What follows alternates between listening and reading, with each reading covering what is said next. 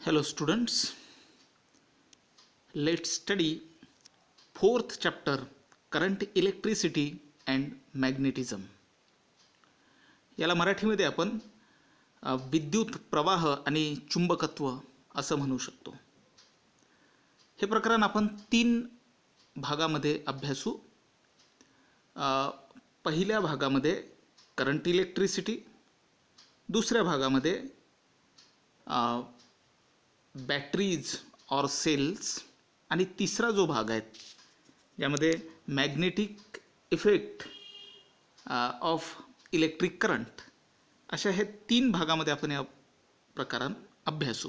पैकी पहिला भाग, अगदी या प्रकरणाच्या सुरुवातीला म्हटलेलं आहे which constituents are present in an atom. म्हणजे कुठलाही एलिमेंट असो, त्या एलिमेंटच्या ॲटममध्ये कुठले कन्स्टिट्युएंट्स असतात, कुठले कंपोनंट्स, बेसिक कंपोनंट्स कुठले असतात, असा प्रश्न आपल्याला विचारलेला आहे. तर आपल्याला माहीत आहे की कुठल्याही ॲटमच्या सेंटरला पॉझिटिव्ह चार्ज्ड प्रोटॉन आणि न्यूट्रॉन्स असतात आणि भोवताल, अगदी त्या सेंटरच्या भोवताल इलेक्ट्रॉन्स हे रिव्हॉल्व होत असतात, जे निगेटिव्ह चार्ज असतात. म्हणजे आपण जर कार्बन हा एलिमेंट घेतला तर त्याच्या एका ॲटममध्ये 6 प्रोटॉन आणि 6 न्यूट्रॉन हे सेंटरला असतात आणि 6 इलेक्ट्रॉन्स हे वेगवेगळ्या ऑर्बिटमध्ये त्या सेंटरच्या भोवताल रिव्हॉल्व होत असतात. ऑक्सिजन हा एलिमेंट घेतला तर त्याच्या एका ॲटममध्ये सेंटरला 8 प्रोटॉन आणि 8 न्यूट्रॉन असतील आणि 8 इलेक्ट्रॉन हे सेंटरच्या भोवताल हे रिव्हॉल्व होतील. अशा पद्धतीने वेगवेगळ्या एलिमेंटच्या ॲटममध्ये वेगवेगळे म्हणजे वेगवेगळ्या संख्येने प्रोटॉन्स, न्यूट्रॉन्स आणि इलेक्ट्रॉन्स असतात. ज्यामध्ये प्रोटॉन हे पॉझिटिव्ह चार्ज असतात, इलेक्ट्रॉन्स हे निगेटिव्ह चार्ज असतात आणि न्यूट्रॉन्स हे नावाप्रमाणेच न्यूट्रल असतात. त्याचा कुठलाही चार्ज नसतो, त्यावर कुठलाही चार्ज नसतो. बघ आता इथे पुढे म्हटलेलं आहे की an atom has same number of positively charged proton and negatively charged electron, negatively charged electrons.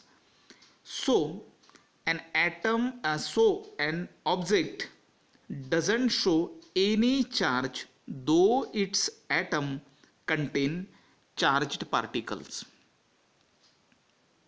म्हणजे एखादा कुठलीही वस्तू घेतली, म्हणजे कुठलाही मेटल घेतला किंवा नॉन मेटल किंवा कुठलीही वस्तू घे, त्या वस्तूवरती आपल्याला कुठलाही चार्ज का शो होत नाही, तो का आपल्याला दिसत नाही किंवा तो आपल्या लक्षात येत नाही, यामागचं कारण की त्या वस्तूमध्ये असणारा जे ॲटम्स असतात त्या ॲटममध्ये पॉझिटिव्ह चार्ज प्रोटॉन आणि निगेटिव्ह चार्ज इलेक्ट्रॉन्सची संख्या ही सारखी असते आणि ते एकमेकांना न्यूट्रल करतात. त्यामुळं आपल्या भोवताल बऱ्याच वस्तू असूनही ते आपल्याला न्यूट्रल कंडिशनमध्ये दिसतात, त्यावरती कुठलाही चार्ज आपल्याला जाणवत नाही. पुढे पहा इथे काय म्हटलेलं आहे की what will happen if the glass rod is रब ऑन द सिल्क क्लॉथ. मग आता सगळ्या वस्तू तर न्यूट्रल आहेत, मग ग्लास रॉड, काचाची सळी जर म्हणजे आपण या ठिकाणी घेतली आणि ती एखाद्या रेशमाच्या कापडावर जर घासली तर काय होतं असं आपल्याला विचारलेलं आहे. तर काय होईल की त्या ग्लास रॉडमधले इलेक्ट्रॉन्स हे सिल्क क्लॉथवरती जाईल. त्यामुळे ग्लास रॉडमधले इलेक्ट्रॉन्स कमी झाल्यामुळे ग्लास रॉडवरती पॉझिटिव्ह चार्ज येईल आणि हे इलेक्ट्रॉन आता सिल्क क्लॉथवर गेल्यामुळं त्या सिल्क क्लॉथवरती इलेक्ट्रॉनची संख्या जास्त वाढली म्हणजे निगेटिव्ह चार्जची संख्या वाढली, त्यामुळे सिल्क क्लॉथवर निगेटिव्ह चार्ज येईल. म्हणजे आपण असं म्हणू की glass rod acquire positive charge and silk cloth acquire negative charge. How do the objects get charges? हे चार्जेस कसे येतात? तर मी तुम्हाला आधीच सांगितलं की ग्लास रॉड हा सिल्क क्लॉथवरती रब केल्यामुळं, घासल्यामुळं इलेक्ट्रॉन्स हे मूव्ह होतात सिल्क क्लॉथवरती. कुठून? तर ग्लास रॉडवरचे इलेक्ट्रॉन्स हे सिल्क क्लॉथवरती मूव्ह होतात. म्हणजे त्या ग्लास रॉडमध्ये असणारे इलेक्ट्रॉन निघून जातात, प्रोटॉन मात्र तसेच असतात. त्यामुळं पॉझिटिव्ह चार्ज हे वाढतात ग्लास रॉडवरती आणि त्यामुळं त्यावरती पॉझिटिव्ह चार्ज येतो. आणि सिल्क क्लॉथवरती हे इलेक्ट्रॉन्स, निगेटिव्ह चार्ज इलेक्ट्रॉन्स जात असल्यामुळे तिथे जास्तीचे निगेटिव्ह चार्ज त्या इलेक्ट्रॉनमुळं येतात आणि म्हणून सिल्क क्लॉथवरती निगेटिव्ह चार्ज तयार होतो. पुढे म्हटलं आहे की what are the static and moving charges? तर मुव्हिंग चार्जेस कोणते? तर अर्थातच इलेक्ट्रॉन हे मुव्हिंग चार्जेस आहेत, जे एका ऑब्जेक्टमधून दुसऱ्या ऑब्जेक्टमध्ये ट्रान्सफर होतात. जसं आपण वरच्या उदाहरणामध्ये पाहिलं की ग्लास रॉडवरचे इलेक्ट्रॉन्स हे सिल्क क्लॉथवरती मूव्ह होतात, म्हणून इलेक्ट्रॉन्स हे निगेटिव्ह चार्ज आहेत. पुढं आपल्याला म्हटलेलं आहे की moving charges get transferred from one object to another. These are negatively charged. Moving negatively charged particles are the electrons. Can this negative charge be made to flow? अर्थातच ते charge जे आहेत, निगेटिव्ह चार्ज म्हणजे electrons हे flow होण्यासाठीच आहेत, ते move होतात. तसंही आपण पाहिलं ॲटममध्ये सेंटरला प्रोटॉन आणि न्यूट्रॉन असतात, ते सेंटरलाच असतात, ते मूव्ह होत नाहीत. इलेक्ट्रॉन्स हे मात्र सतत त्या सेंटरच्या भोवताल हे रिव्हॉल्व होत असतात. Can electricity be made to flow? Can electricity be made to flow like water flowing from the higher to the lower level? इथे म्हटलेलं आहे की ज्या पद्धतीनं पाणी हे वरच्या पातळीवरून खालच्या पातळीवरती मूव्ह होतं, म्हणजे वर असलेलं पाणी हे घरंगळत खाली येतं, पाईपमधून खाली येतं. जर समजा वर एक टँक असेल आणि खालच्या मजल्यावरती एक टँक असेल, मध्ये नळी असेल, तर वरच्या टँकमधलं पाणी हे त्या नळीमधून खालच्या टँकमध्ये येते. म्हणजे पाणी हे वरच्या लेव्हलवरून खालच्या लेव्हलवरती येते. याच पद्धतीने इलेक्ट्रिसिटीसुद्धा फ्लो होते काय, असा प्रश्न विचारलेला आहे. तर इथे आपण असं म्हणू की तिथेसुद्धा इलेक्ट्रिसिटीसुद्धा हाय लेव्हलकडून लो लेव्हलकडे मूव्ह होते. याचा अर्थ ती वरून खाली येते असा नाही, तर त्याची एक इलेक्ट्रिक लेव्हल असते. जसं पाण्याची लेव्हल ही हाय लेव्हल ही उंचावर असते आणि लो लेव्हल ही खाली असते. तसंच इलेक्ट्रिकची जी हाय लेव्हल आहेत आणि एक लो लेव्हल आहेत, तर इलेक्ट्रिसिटीसुद्धा हाय लेव्हलकडून लो लेव्हलकडे ही मूव्ह होते. हे आपल्याला लक्षात येईल पुढे जसं जसं आपण त्याचा अभ्यास करू तसं. You have learn that force will have to be applied to put the stationary objects into motion. जसं पाणी हे वरून खाली जेव्हा येतं तेव्हा त्यावरती ग्रॅव्हिटेशनल फोर्स हा अप्लाय होतो, तसंच इलेक्ट्रिसिटी ही जेव्हा फ्लो होते कशामधून? तर वायरमधून. कंडक्टर ज्याला म्हटलं जातं, मेटलपासून बनलेलं असतात हा वायर. तर ह्या वायरमधून जेव्हा इलेक्ट्रिसिटी फ्लो होते तर त्यामध्ये सुद्धा इलेक्ट्रॉन्स हे फ्लो होत असतात, तर त्यावरती सुद्धा काय अप्लाय होतो? फोर्स अप्लाय होत असतो. पुढे पहा काय म्हटलेलं आहे, we get current electricity, we get current electricity when electrons in an electrical conductor are made to flow. याच पद्धतीने म्हणजे इथे आपण पाहिलेलंच आहे की कंडक्टरमधून म्हणजेच वायरमधून इलेक्ट्रिसिटी ही फ्लो होते.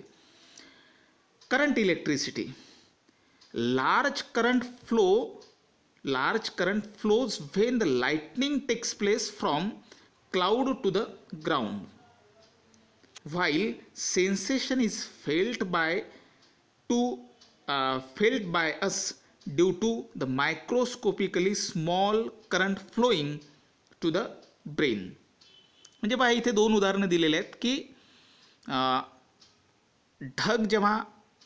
ढगामध्ये जेव्हा विजा कडाडतात तर त्यावेळी त्या विजा या जमिनीकडे येतात, क्लाउडमधून अगदी अर्थकडे किंवा ग्राउंडकडे येतात. मोठ्या प्रमाणावर करंट हा फ्लो होतो आकाशातून पृथ्वीकडे. याच पद्धतीने आपल्या शरीरामध्ये सुद्धा होतं. जेव्हा सेन्सेशन आपल्याला जाणवतं आपल्या शरीरावरती, म्हणजे जर समजा आपल्याला काही टोकदार वस्तू रुतली, आपलं लक्ष नसेल, तर अशा वेळेस आपण अचानक ती वस्तू जेव्हा रुतते त्यावेळेस आपण आपल्या हाताला जर ती वस्तू रुतत असेल तर आपण हात हा पटकन बाजूला घेतो. म्हणजेच काय होतं तर ज्या वेळेस वस्तू ती रुतते त्यावेळी त्याचे जे इम्पल्स आहेत ते पटकन आपल्या मेंदूला मेसेज देतात आणि मेंदू त्यानंतर आपल्या हाताला मेसेज पाठवतात आणि आपण हात पटकन बाजूला घेतो. ही क्रिया इतक्या वेगात होते ते ही क्रिया होण्यामागे सुद्धा इलेक्ट्रिक इम्पल्स जे आपल्या शरीरामध्ये असतात ते कार्यरत असतात. आता पुढे पहा काय म्हटलेलं आहे की you are aware of the current flowing through the wire, electric bulbs and equipment in the house. आपल्या घरामध्ये इलेक्ट्रिक बल्ब आहे, इलेक्ट्रिक वायर आहेत किंवा वेगवेगळे इलेक्ट्रिकवरचे वस्तू आहेत, जसं कूलर आहेत, मिक्सर आहेत, अशा वस्तू आहेत. याबद्दलची आपल्याला माहिती आहेतच. In the electric cells of the radio or in the car battery the current is produced by the flow of both negatively and positively charge particle. साधं आहेत जे आपण बाजारातून सेल आणतो आपल्या घड्याळमध्ये टाकण्याचा, त्याला दोन टोकं असतात, दोन टर्मिनल म्हटलं जातं त्याला. एक पॉझिटिव्ह टर्मिनल आणि एक निगेटिव्ह टर्मिनल. सेल जर आपण पाहिला तर सेलचा जो असा वर आलेला भाग आपल्याला दिसतो तो पॉझिटिव्ह टर्मिनल असतो आणि दुसरा जो भाग आहे, दुसरी बाजू आहे, तो निगेटिव्ह टर्मिनल असतो. तर हे पॉझिटिव्ह चार्ज पार्टिकल्स आणि निगेटिव्ह चार्ज पार्टिकल्स यांचा फ्लो होण्यासाठी म्हणून ही बॅटरी असते. आणि ह्या बॅटरीमध्येच दोनही लेव्हल असतात, पॉझिटिव्ह लेव्हल आणि निगेटिव्ह लेव्हल. आणि ज्यावेळी आपण वायरने ह्या दोनही म्हणजे त्या सेलला वायर कनेक्ट करतो आणि मध्ये आपण एखादा बल्ब लावतो छोटासा, तर अशा वेळेस तो बल्ब जळतो, म्हणजे तो बल्ब आपण असं म्हणू की ब्लो होतो. पुढे पाहू आपण electrical potential. Water or liquid flows from the higher level to the lower level. Heat always flow from the body at the higher temperature to the body at lower temperature.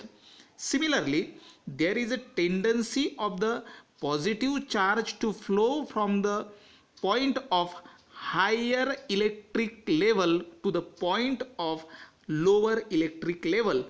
This electric level deciding the direction of the flow of electric charges is called electrostatic potential.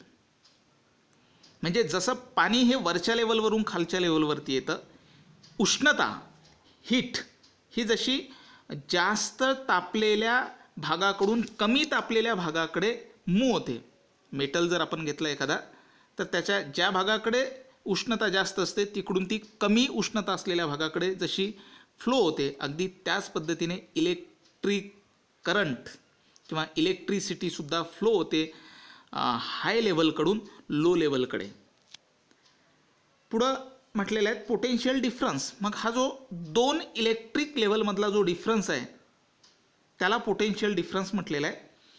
Similar to the heights of the waterfall, temperature differences of the hot and cold bodies, the difference between the potential of the 2 points, that is potential difference is interesting to us. म्हणजे जसं पाण्यामध्ये वरची level आणि खालची level असते, वरच्या लेवलकडून खालच्या लेवलकडे पाणी हे मूव्ह होतं. बॉडी टेम्परेचरच्या बाबतीत हाय बॉडी टेम्परेचरकडून लो बॉडी टेम्परेचरकडे हीट ही मूव्ह होते, उष्णता ही वाहते. अगदी त्याच पद्धतीने पोटेन्शियल डिफरन्ससुद्धा इलेक्ट्रिसिटीमध्ये असतं, जे आपल्याला आता पाहायचं आहे या उदाहरणावरून. इथे तुम्हाला फिगर दिसत आहेत, फिगर 4.1a इलेक्ट्रिकल सर्किट. इथे तुमच्या लक्षात येईल की इथे जर पाहिलं तर तुमच्या एक गोष्ट इथे लक्षात येईल की पहा मी हा बल्ब आहेत आणि हा कनेक्टिंग वायर आहेत. म्हणजे बल्बला 2 टर्मिनल असतात आणि हा एक वायर आहेत, हे वायर इथे जोडलेले आहेत, ठीक आहे, त्या बल्बला. अशा वेळी तो बल्ब जळणार नाही, म्हणजे तो बल्ब हा ग्लो होणार नाही. मात्र आता आपण जरा दुसरी फिगर पाहू. इथे पहा, इथे लक्षात येईल आपल्याला, इथे सुद्धा बल्ब आहे, कनेक्टिंग वायर आहेत, बल्ब आहेत, कनेक्टिंग वायर आहेत. हा बल्ब आहेत, हा कनेक्टिंग वायर आहेत. मात्र इथे सेल लावलेला आहेत. सेलचा हा पॉझिटिव्ह टर्मिनल आहेत आणि हा निगेटिव्ह टर्मिनल आहेत आणि इकडे पुन्हा वायर आहेत. म्हणजे आपल्याला लक्षात येईल की जसा आपण सेल लावतो, म्हणजेच छोटी बॅटरी लावतो, अगदी तसाच तो बल्ब हा ग्लो व्हायला लागतो. म्हणजे यावरून आपल्याला ह्या 2 गोष्टीवरून काय शिकायला मिळालं?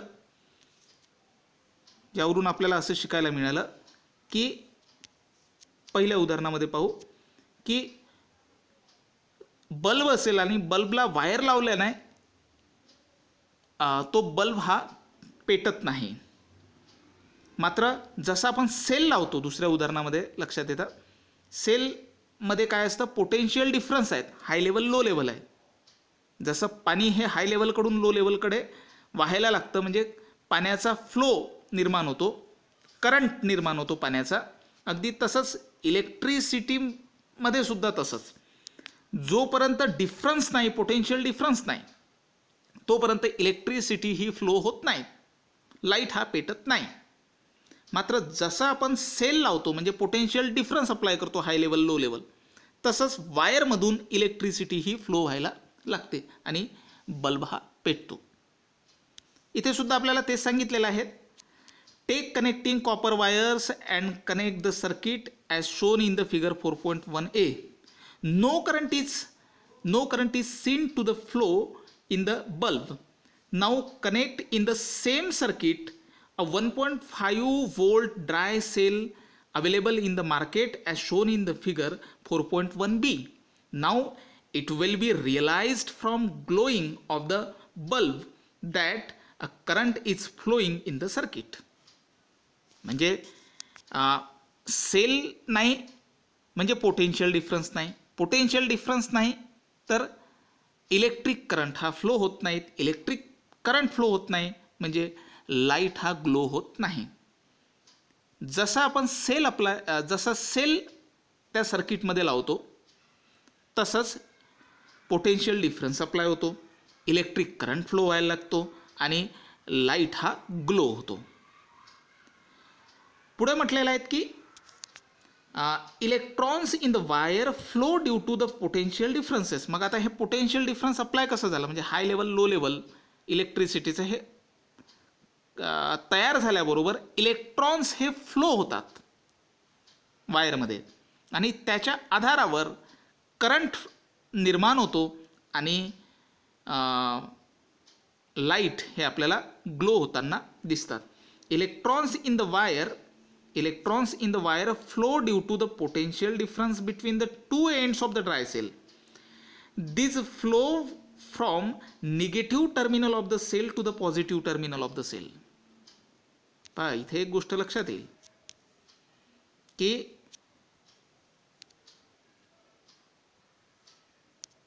इथे आपल्याला एक गोष्ट लक्षात येईल. आता हे फिगर आहे 4.1b.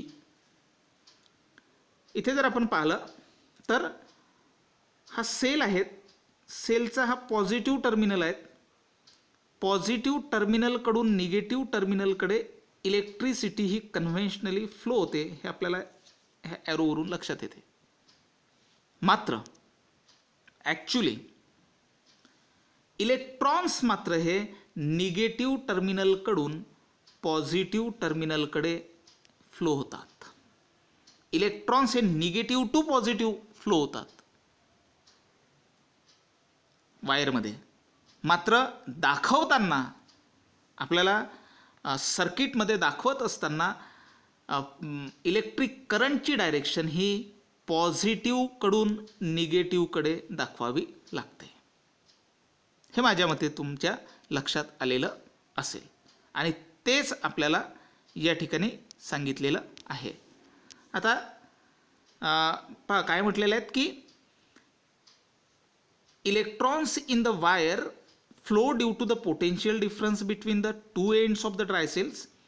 These flow from the negative terminal of the cell to the positive terminal of the cell.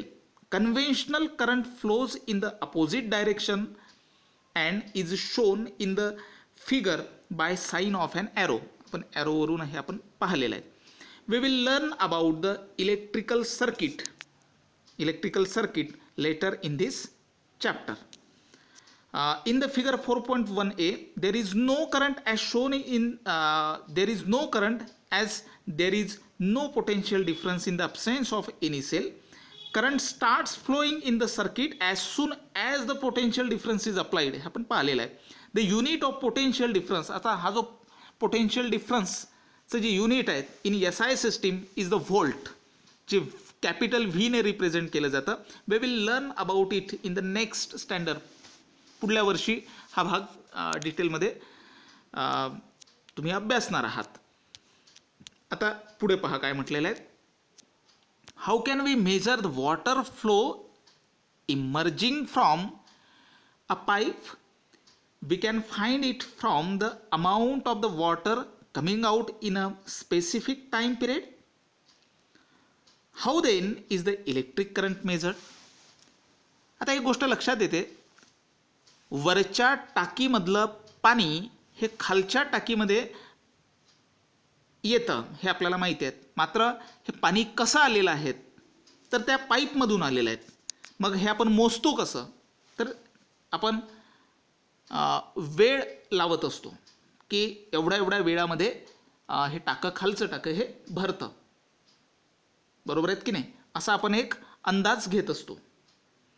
म्हणजे तिथे टाईम येतो, वेळ येतो. अगदी तसंच इलेक्ट्रिक करंट हा मेजर करत असताना सुद्धा वेळेचा उपयोग आपल्याला होताना दिसतो. जर आता इथे पाहू, इथे पहा काय म्हटलेलं आहे.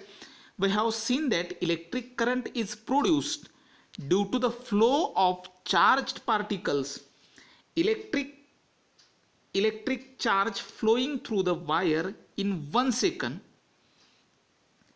can be called unit current. The SI unit of the electric current is coulomb per second or ampere. माझ्या मते फारसं तुम्हाला समजलेलं नसेल, मात्र आपण लक्षात घेऊ की वायरमधून इलेक्ट्रॉन्स फ्लो होतात म्हणजे निगेटिव्ह चार्ज फ्लो होतो. निगेटिव्ह चार्ज शेवटी तो चार्ज आहे, तो चार्ज फ्लो होतो. बरोबर आहे. चार्जचं युनिट आहेत कुलोम्ब. ठीक आहे. आणि हा चार्ज किती सेकंदामध्ये, एका सेकंदामध्ये जेवढे चार्ज फ्लो होईल त्याला करंट म्हटलं जातं. 1 कुलोम्ब एवढे चार्ज एका सेकंदमध्ये जर फ्लो होत असेल वायरमधून तर 1 अँपियर करंट तयार होतो.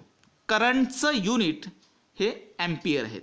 पहा काय म्हटलेलं आहेत मी, चार्जचं युनिट हे कुलोम्ब आहेत, टाईमचं युनिट हे सेकंड आहेत आणि चार्ज फ्लोईंग अपॉन टाईम म्हणजेच करंट होतं.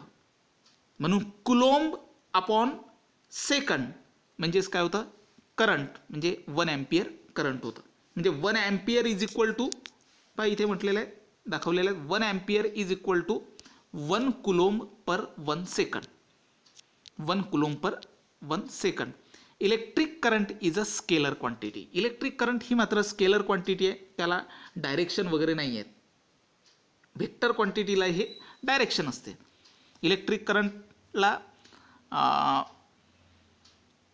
ही एक स्केलर क्वांटिटी आहे. पुढं पहा काय म्हटलेलं आहे, इलेक्ट्रिक सेल. आता सेल संदर्भात माहिती घेऊ आपण आणि सेलची गरज काय. सेल हे पोटेन्शियल डिफरन्स म्हणजे 2 पोटेन्शियल मधला डिफरन्स निर्माण करणारी वस्तू आहेत. साध्या सरळ भाषेमध्ये जसं पाणी हे वरच्या लेवलकडून खालच्या लेवलकडे वाहतं, अगदी तसंच इलेक्ट्रिसिटी ही पॉझिटिव्ह टर्मिनलकडून निगेटिव्ह टर्मिनलकडे फ्लो होते, हे आपण पाहिलेलं आहे. तर हे पॉझिटिव्ह आणि निगेटिव्ह टर्मिनल हे दोनही टर्मिनल ज्या डिव्हाइसमध्ये असतात त्याला आपण सेल्स म्हणू, त्याला आपण सेल म्हणू. आणि बरेच सेल असेल तर त्याला बॅटरी म्हटलं जातं. ठीक आहे. A source is required to produce the uniform flow of charge in a circuit. Such general device is an electric cell. त्याला इलेक्ट्रिक सेल म्हटलं जातं, जे चार्ज प्रोड्यूस करतात, जे पॉझिटिव्हकडून निगेटिव्हकडे फ्लो होतात. Various types of the electric cells are available today. बऱ्याच प्रकारचे सेल हे अवेलेबल असतात मार्केटमध्ये आपण पाहिलं तर. These are used in the range of machines from wrist watches to the submarines. म्हणजे अगदी आपल्या मनगटामध्ये लावलेल्या घड्याळीमध्येही सेल असतो, तर जे समुद्रामध्ये मोठमोठे जे सबमरीन्स असतात, पाणबुड्या असतात, ज्या पाण्याच्या आत असतात, त्यासुद्धा बॅटरीजवरती चालतात. बऱ्याच वस्तू आपल्याला माहीत आहेत. घड्याळीमध्ये सेल असतो, मनगटाच्या घड्याळीमध्ये सेल असतो, रेडिओमध्ये सेल असतो, मोबाईलमध्ये सुद्धा बॅटरी असते. बरोबर आहेत की नाही. कारमध्ये सुद्धा बॅटरी असते. इन्व्हर्टर जे आहेत त्यामध्ये सुद्धा बॅटरी असते. त्याचे वेगवेगळे साईज असतात, त्याचे वेगवेगळं व्होल्टेज असते, म्हणजे वेगवेगळे पोटेन्शियल डिफरन्स असतात. जर आपण आपला ड्राय सेल घेतला, जे घड्याळीमध्ये आपण वापरतो, तर तो प्रामुख्यानं 1.5 व्होल्ट एवढं व्होल्टेज तयार करतो. इथे पहा काय म्हटलं आहे, various types of the electric cells are available today.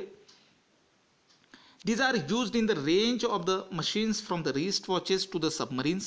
Out of these, you must be aware of solar cells. असेच काही सोलर सेल्स सुद्धा असतात, जे सूर्यप्रकाशाच्या आधारावर काम करतात. The main function of the various electric cells is to maintain the constant potential difference between two terminals. हे सर्वात महत्त्वाचं फंक्शन आहे. कॉन्स्टंट पोटेन्शियल डिफरन्स मेंटेन करणं हे सेलचं सर्वात महत्त्वाचं काम आहे. जर सेलचा पोटेन्शियल डिफरन्स हा जर कमी जास्त झाला तर ज्या वस्तूमध्ये आपण हा सेल वापरतो त्या वस्तू खराब होऊन जाईल किंवा त्या व्यवस्थित काम करणार नाही. पोटेन्शियल डिफरन्स कमी होईल म्हणजे इलेक्ट्रिक करंट कमी जास्त होईल. बरोबर आहेत वस्तूमधला, किंवा जर त्यावरती आपण एखादा लाईट लावलेला असेल तर तो लाईट कमी जास्त होईल.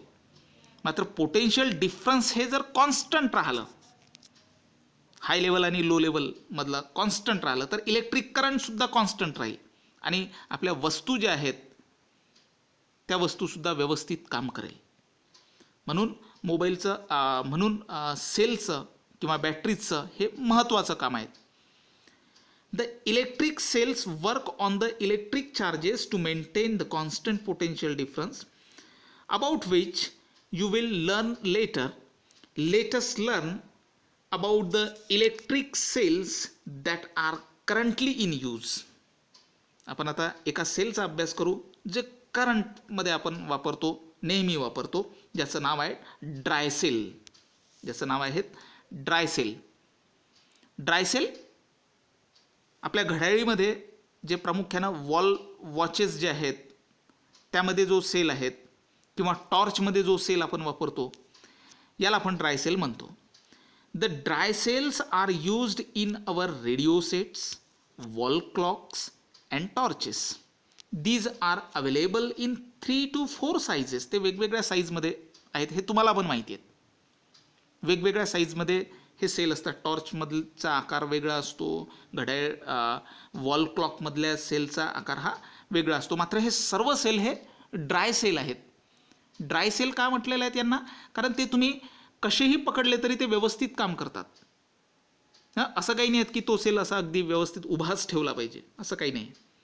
मात्र तुम्ही पाहिलं कारमधले जे बॅटरी असते तो सुद्धा काय सेलच आहेत, फक्त मोठा स्वरूप आहे त्याचं, त्याला आपण बॅटरी म्हणतो. त्यामध्ये लिक्विड असतं, ते आपल्याला हलवलं तर ते व्यवस्थित काम करत नाही. बरोबर आहेत की नाही? त्यामुळं आणि त्यामध्ये लिक्विड पण असतं. एक महत्त्वाचं जे कारमध्ये असणारं किंवा इन्व्हर्टरमध्ये असणाऱ्या ज्या बॅटरीज असतात त्यामध्ये लिक्विड असतं, म्हणून ते ड्राय सेल नसतात. मात्र हे जे सेल आपण वापरतो हे प्रामुख्यानं ड्राय सेल म्हणून वापरतो, कोर डे सेल म्हणून आपण वापरतो. याचं कन्स्ट्रक्शन दिलेलं आहे. The construction of the dry cells is as shown in the figure 4.2. हे बघा, हा ड्राय सेल आहे. हा जर आपण फोडला तर हा आतून या पद्धतीचा असतो. याचं कन्स्ट्रक्शन आपण हे पुढल्या व्हिडिओमध्ये पाहू. माझ्या मते हा भाग तुम्हाला समजलेला असेल. बाकीचा जो भाग आहे हा आपण पुढल्या व्हिडिओमध्ये पाहू.